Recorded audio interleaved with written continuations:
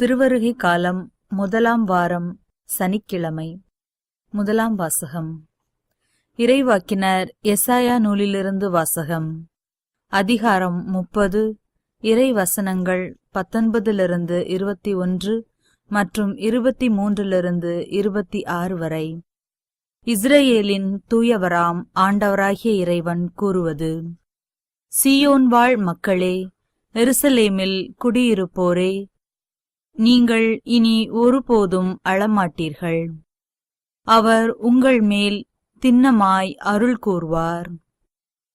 நீங்கள் கூப்பிடும் குரலுக்கு செவிசாய்த்து உங்களுக்கு மறுமொழி அளிப்பார். என் தலைவராகிய உங்கள் போதகர் உங்களுக்கு துன்பம் எனும் அப்பத்தையும் ஒடுக்குதல் எனும் நீரையும் கொடுத்திருந்தாலும் இனி தம்மை மறைத்து கொள்ள மாட்டார். உங்கள் போதகரை நீங்கள் கண்ணால் காண்பீர்கள். நீங்கள் வலப்புறமோ இடப்புறமோ எப்பக்கம் சென்றாலும் இதுதான் வழி, இதில் நடந்து செல்லுங்கள் என்னும் வார்த்தை பின்னிருந்து உங்கள் செவிகளில் ஒலிக்கும்.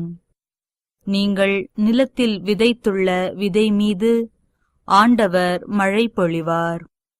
நிலத்தின் விளைவான உணவு செழுமையாகவும் மிகுதியாகவும் இருக்கும். அந்நாளில் உன் மந்தை பரந்த மேய்ச்சல் வெளியில் மேயும். முறத்தாலும் சுலகாலும் தூற்றப்பட்டு சுவையூட்டப்பட்ட தீனியை நிலத்தை உழும் காளைகளும் கழுதைகளும் தின்னும். கோட்டைகள் இடிந்து விழுகின்ற மிக பெரும் அழிவு நாளில் வானளாவிய மலைகள் அனைத்தின் மேலும், உயர்ந்த குன்றுகள் அனைத்தின் மேலும், கால்வாய்களும் நீரோடைகளும் தோன்றும். ஆண்டவர் தம் மக்களின் முறிவுகளை கட்டி தாம் அடித்து ஏற்படுத்திய காயங்களை குணமாக்கும் நாளில் நிலவின் ஒளி கதிரவன் ஒளி போலாகும்.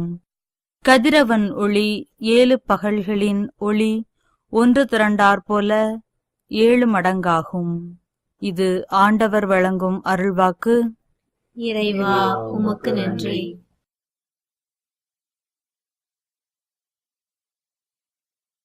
நற்செய்தி வாசகம். மத்தேயு எழுதிய நற்செய்தியிலிருந்து வாசகம்.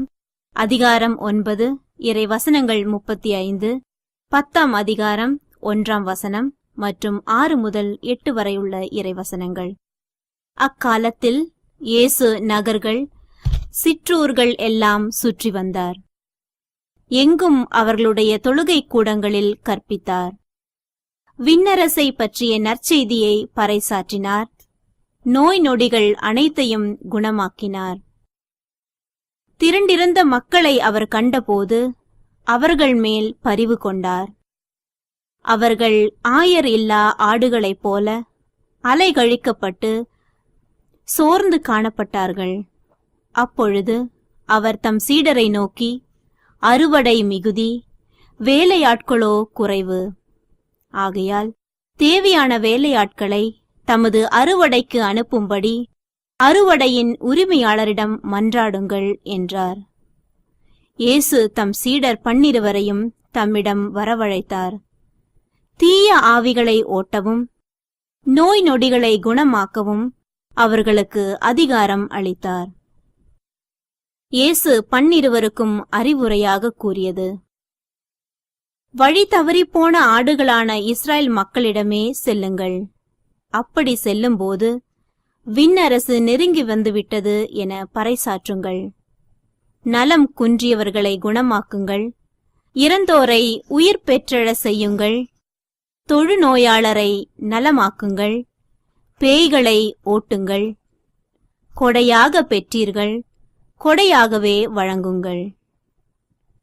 இது கிறிஸ்து வழங்கும் நற்செய்தி. கிறிஸ்துவே, உமக்கு புகழ்.